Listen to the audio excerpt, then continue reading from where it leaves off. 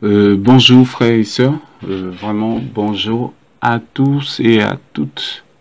Vraiment, je voulais vous partager ce que le Seigneur m'a partagé ce matin.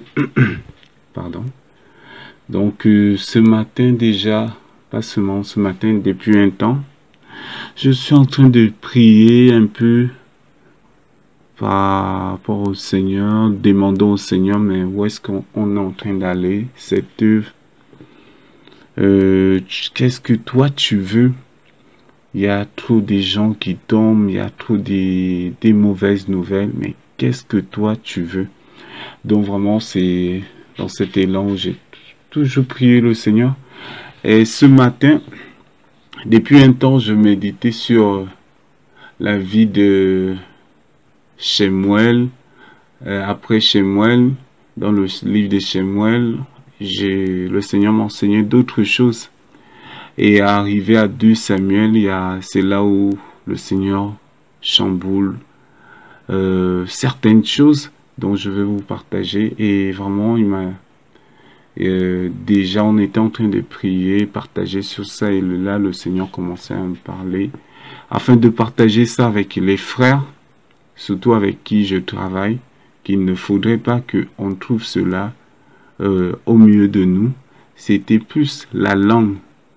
Comment on tue les gens aujourd'hui, pas tuer, comment c'est facile à parler aujourd'hui, on se dit beaucoup de choses, il n'y a plus la maîtrise de soi, on se permet de parler à qui que ce soit comme on veut, et malheureusement, ça ne s'est jamais passé comme ça dans la Bible, comme le Seigneur le veut.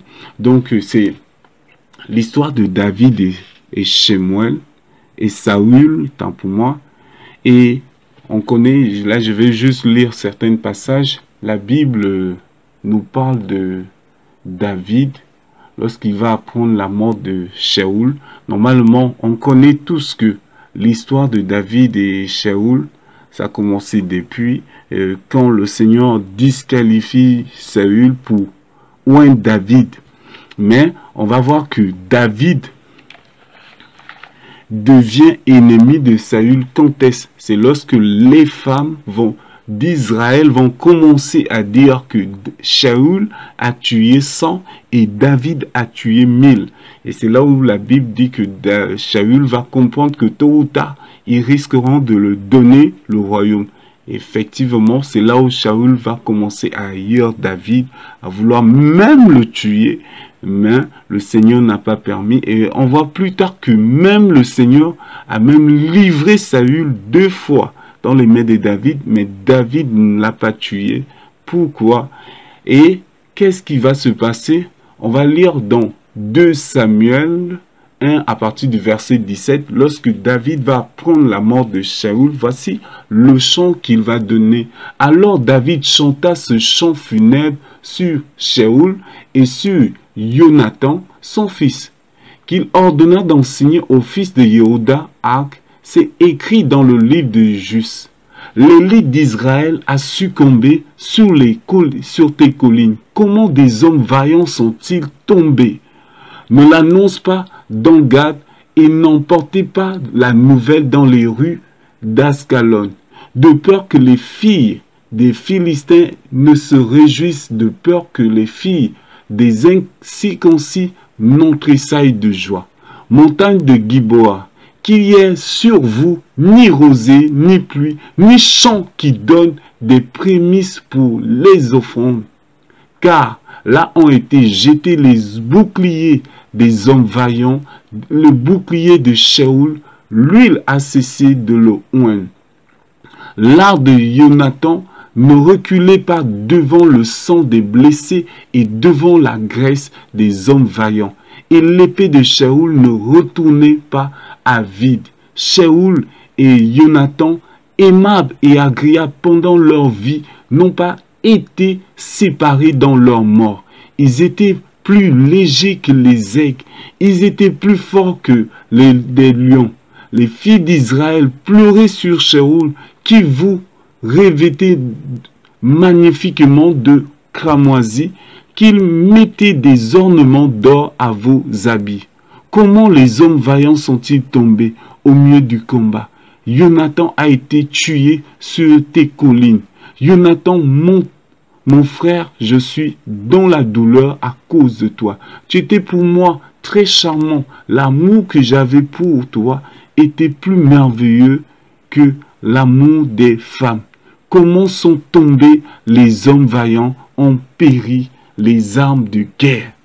Voici ce que David se dit. Et c'est un chant qu'il va chanter au jour où il va apprendre la mort de Shaoul et Jonathan. Et j'aimerais juste faire un briefing sur la vie de Shaoul, parce que dedans le Seigneur m'a enseigné beaucoup de choses un peu qui m'a encouragé. Comment Shaoul était léger à aller à la guerre, c'est-à-dire quand le Seigneur disait va à gauche, il allait. Quand le Seigneur disait va combattre telle personne, il allait. Il combattait pour son peuple, il combattait pour ce peuple. Et chaque fois qu'il revenait en bataille, tous les butins qu'il avait, il partageait ça. Même aux femmes, vous voyez comment David encourage même aux femmes de pleurer, les filles d'Israël, de pleurer pour Shaoul, cet homme vaillant, c'est-à-dire un homme. C'était vraiment des kamikazes. C'était, bon, on n'est pas là pour parler de la vie de Shaoul, tout ça là. On va parler de ça peut-être les prochaines fois. Mais là, le Seigneur m'a un peu amené sur l'attitude de David. Sur l'attitude de David. Le Seigneur m'a interpellé parce que plus les gens tombent, tout ça. David, comment David a fait?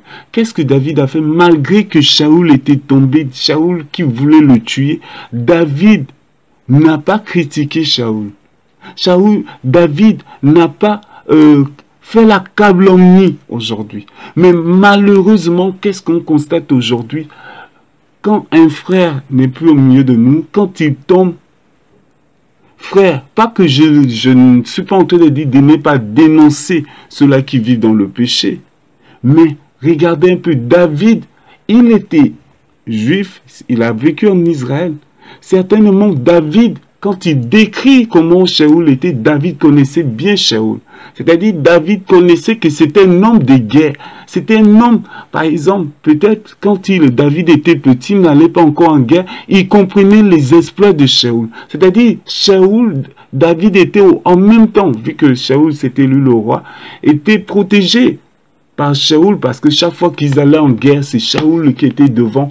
Mais Shaoul ne se limitait pas que, bon, je suis roi, je ne vais pas en bataille. C'était un homme de guerre.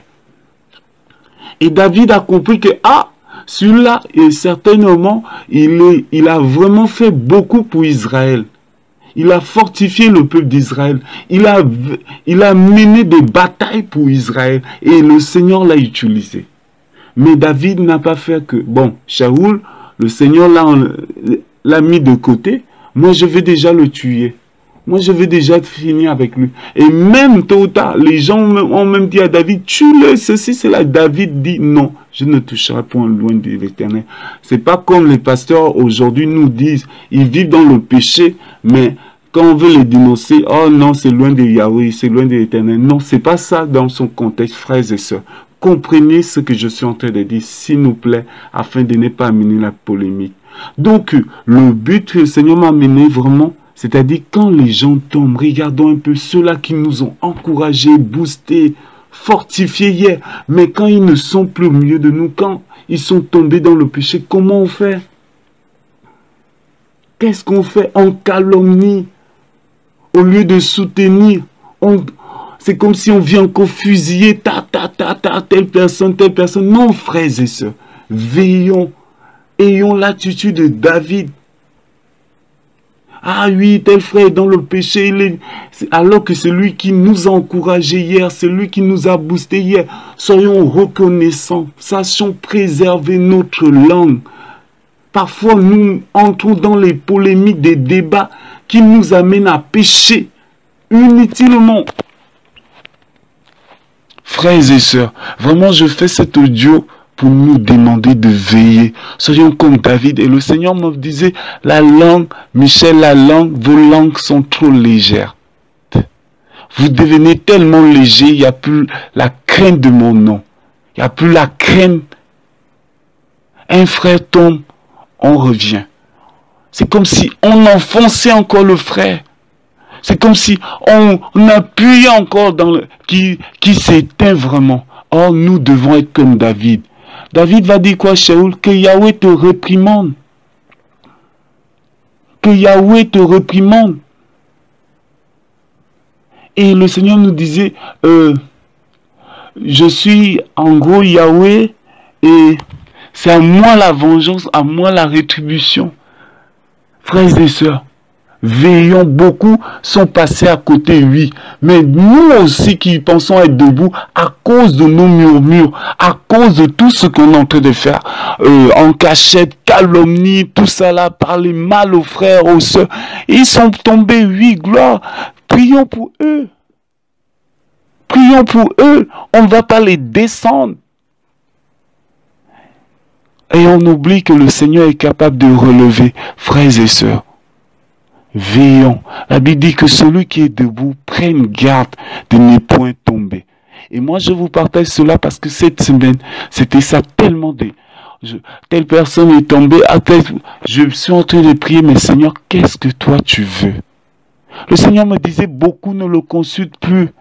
La langue, facilement à dire des choses. Revenons à l'essentiel. Préservons notre langue. Des gens qui nous ont soutenus hier. Les gens qui nous ont encouragés hier. Pas que je dis de ne pas dénoncer. Veillons. Je suis en train de nous demander de veiller, frères et sœurs. Préservons. Quand on vient parler mal d'un frère, arrête la personne et dis à la personne d'aller voir la personne en question. Parce que aujourd'hui, c'est ça. Ah, tu as vu telle personne. Ah, tu as vu tel frère. Il est tombé dans tel péché. Mais est-ce que j'ai besoin de comprendre ça? Est-ce qu'on a besoin de saisir ça? Est-ce que c'est ça le message? La Bible dit que ce qui est, que tout ce qui est bonté, joie, ceci, cela, en gros, tout ce qui est du Seigneur, soit l'objet de vos pensées, soit l'objet de vos réunions. Frères et sœurs, que faire lorsque vous vous réunissez? C'est-à-dire, lorsqu'on se réunit avec un frère, qu'est-ce qu'on fait? C'est les murmures, c'est les calomnies.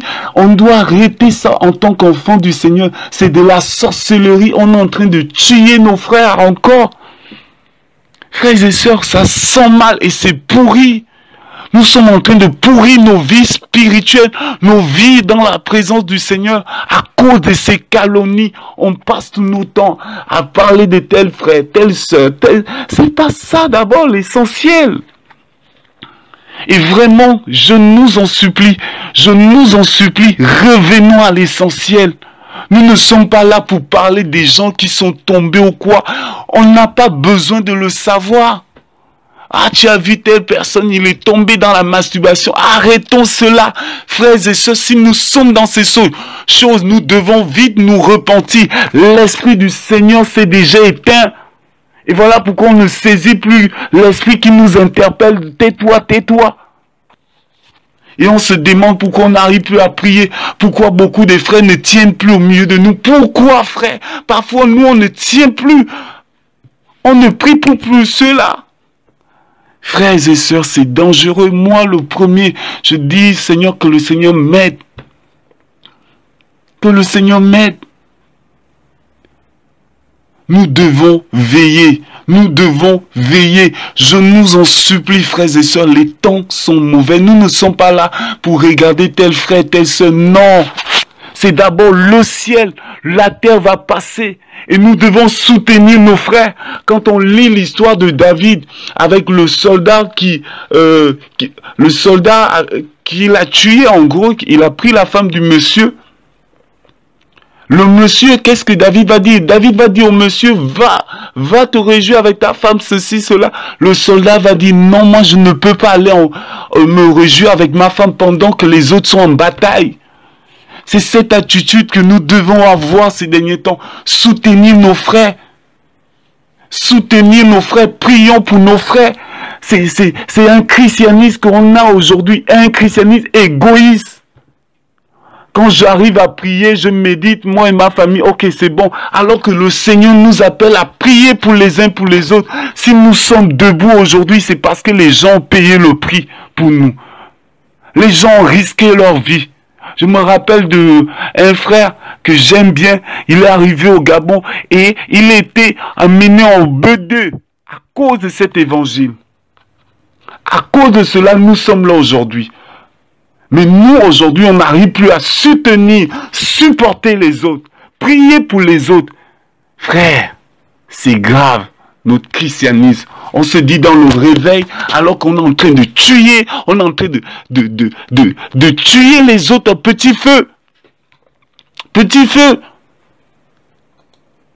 Nous devons revoir nos motivations chaque fois, à chaque moment. Les temps sont difficiles, frères et sœurs. Oui, mais si nous ne prenons pas des décisions, savoir fermer nos bouches, savoir dire non, je ne parle pas. Laissons le Seigneur faire. Regardez David. Saoul voulait même le tuer. Mais David ne s'est pas contenté là à rendre le mal par le mal. Que le Seigneur nous garde. Les temps sont mauvais. Les temps sont mauvais, frères et sœurs. Je voulais vraiment partager ça avec les frères et sœurs. Vraiment, le Seigneur m'a dit que cela ne doit pas se passer ainsi, Michel, avec ceux avec qui tu travailles. Veillons, frères et sœurs. Moi, le premier. Je bénis le Seigneur, je ne suis pas là en train de chercher des informations. Ne soyons pas de ceux-là qui vont chercher des informations. Ça, c'est de la prostitution spirituelle. La Bible parle de la femme prostituée qui est toujours au coin des rues. Tous les coins de rue, elle est toujours là. Toutes les informations, on veut saisir. Ah, qu'est-ce qui se passe là-bas? Qu'est-ce qui se passe dans tel... Frères et sœurs, le Seigneur ne nous a pas appelés pour cela. Et l'ennemi est en train de travailler comme ça au milieu de nous. Et regardons un peu, qu'est-ce qui va amener à Saül à chuter? Si vous regardez bien pourquoi David est devenu, tant pour moi, ennemi de Saül, c'est parce que ces femmes de Jérusalem ont dit que Saül a tué 100 et David a tué 1000. Et c'est là où la haine a commencé. Et voilà pourquoi David est obligé de les rappeler. Qu'est-ce qu'il va dire? Fille d'Israël, verset 24, fille d'Israël, pleurez sur Saül, qui vous revêtez magnifiquement de cramoisie. Regardez ces femmes. Quand Saül allait en bataille, il bénissait ces femmes. Et David est obligé de leur rappeler cela. C'est-à-dire, ces filles d'Israël, certainement, elles étaient contentes que Saül est mort. Alors que David va les rappeler cela. C'est lui qui vous a... C'est vrai qu'il est mort, mais c'est lui, quand il allait en bataille, il vous revêtait de cramoisie. Il vous ornait d'or à vos habits. Regardez. Regardons comment on est. Frère, n'oublions pas cela. Celui-là qui t'a soutenu un peu. N'oublions pas cela. Pas que je suis en train de dire qu'on va idolâtrer, on va plus dénoncer cela. Mais frère, la reconnaissance. David a appelé cela, a appelé ces femmes à être reconnaissants. Soyons reconnaissants, frères et sœurs. Des frères et sœurs, c'est vrai, ils sont à côté aujourd'hui. On ne va pas être là en train de polémiquer, les poignarder encore. Les temps sont mauvais. Nous devons plus prier pour les seigneurs, que le Seigneur ramène. Regardez comment les soldats sont en train de tomber. Regardez comment les hommes vaillants de Yahweh sont en train de tomber. Ça doit nous amener à pleurer l'église aujourd'hui. Surtout nous dans cette œuvre. Les vaillants zéro. Moi je me rappelle quand on s'est convertis. Des gens qui nous ont soutenus. Qui ont pleuré pour que nous soyons là aujourd'hui. Mais comment nous agissons? Préservons nos langues. Des gens qui t'ont soutenu, comment je peux appeler des pères dans la foi, des gens qui t'ont accueilli comme des enfants, comme leurs enfants. Mais aujourd'hui, regarde comment on réagit. Frères et sœurs, vous pensez qu'on va aller loin avec cet état d'esprit? La Bible dit que l'ouvrier mérite son salaire. Si nous, on fait ça aux autres, nous aussi, tôt ou tard, on va nous le faire. Et ça sera grave. Et des gens là ils seront plus durs même. Voilà pourquoi il faut être savoir. Il faut être humble, simple. Surtout dans ces temps de la fin. Les frères ont besoin de nous. On a besoin des uns des autres, frères. C'est plus le temps de la calomnie. Ah, il est tombé. Vas-y, prions pour eux. Ah, telle personne, ça ne va pas. Prions pour lui. Ah, telle personne. Prions, frères et sœurs. La prière du juste a une grande efficacité. C'est ce que la Bible nous dit. On n'a pas de force. Mais si un chrétien, un faible crie, le Seigneur entendra. Il entend toujours la prière du juste, frères et sœurs. Vraiment. Réveillons-nous. Revenons à l'essentiel. Je sais que c'est long ce message, mais revenons à l'essentiel. Arrêtons de nous calomnier. L'Église, jusqu'à quand nous allons demeurer dans cette bassesse? Et on se demande comment beaucoup de choses ne décollent pas dans nos vies, mais à cause parfois de ces choses. Nous ne cherchons pas des informations. Non, frères et sœurs, j'ai compris une chose. Plus on cherche des informations, plus on a des problèmes. Si tu es dans ton coin, si une information est importante pour toi, le Seigneur va permettre que tu puisses l'écouter. Ne soyons pas de ceux-là qui cherchent des informations. Les temps sont difficiles, oui, mais le Seigneur veut qu'on commence à crier. Nous soyons comme David. Pas qu'on tolère le péché, pas qu'on va tolérer le mal, pas qu'on va... Non, mais qu'on supporte, qu'on sait pardonner. Quand un frère vient se confier en toi, sache qu'il a confiance en toi. Et parce qu'il a confiance en toi, garde cela pour toi seul. Mais ça ne veut pas dire que demain, tu vas aller rapporter ça partout. Ça, c'est de l'enfantillage, ça, c'est de la sorcellerie. Excusez-moi du terme. Quelle bassesse! Le Seigneur revient et chacun d'entre nous rendra compte seul. Et c'est à nous de faire très attention. Très attention. C'est-à-dire, tous ceux-là qui sont en train de partir, mourir. Si moi j'ai participé, j'ai du sang des innocents dans mes mains. Veillons. L'ennemi travaille, Église. L'ennemi travaille et il travaillera toujours.